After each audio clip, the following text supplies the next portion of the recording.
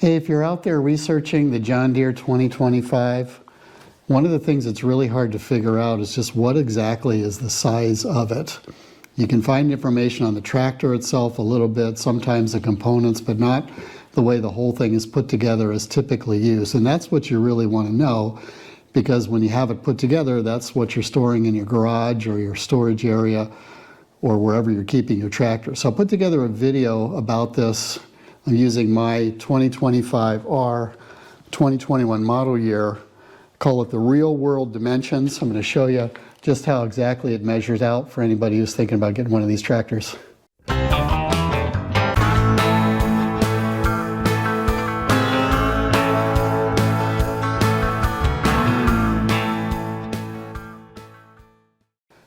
Now you might be saying, why does it even matter? Why do I need to know the real dimensions? Well, if you got a big pole barn or a storage area, or maybe you keep your tractor outside, probably doesn't matter that much. But if you're like me, I store it in a garage, or I've got a storage area that I'm moving in and out of with a lot of other stuff in there.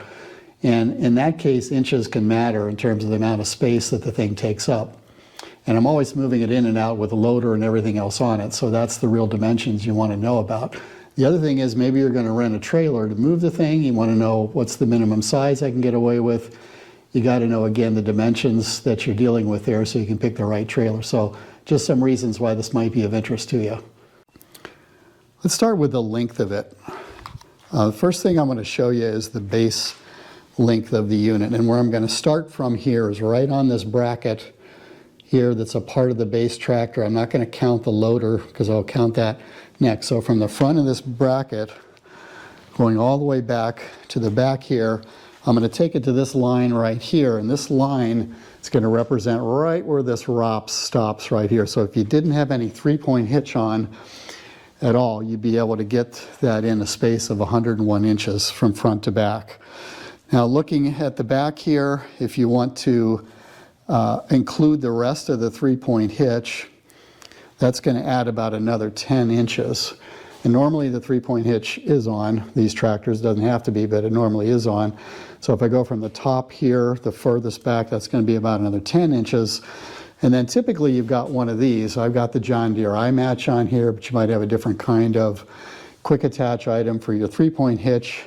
In my case, that's going to add about another 5 inches to the back. So 101, 10, and 5 down there. And then if I go to the front, and I take it from this bracket right here to the front of the loader right there. If I didn't have anything on the front and I just had the loader, that's going to add about another 10 inches.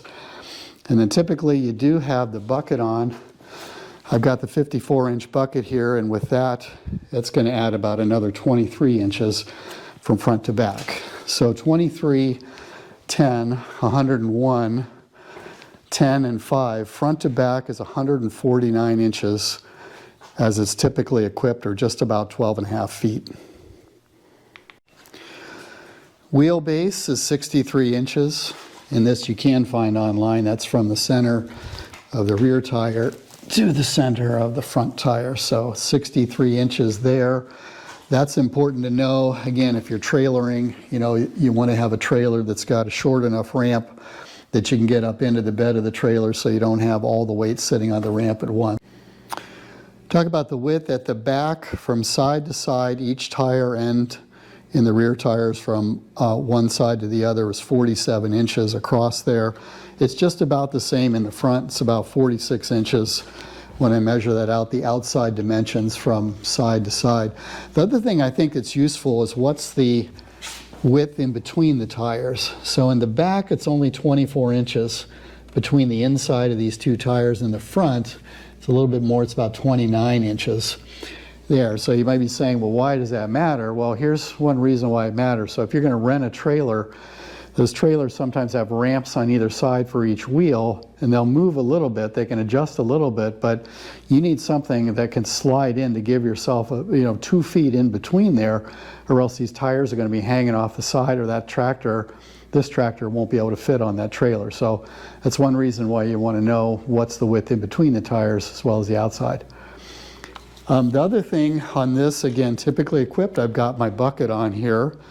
It's a 54-inch bucket, and there are different sizes of buckets, but this one actually end to end is 55. So there's another inch there. It's basically this little lip that goes on the outside here. So, not a big difference, I guess, but, like I was saying earlier, an inch can matter depending on where you're putting it and how much room you got to work with. So it's 55 inches.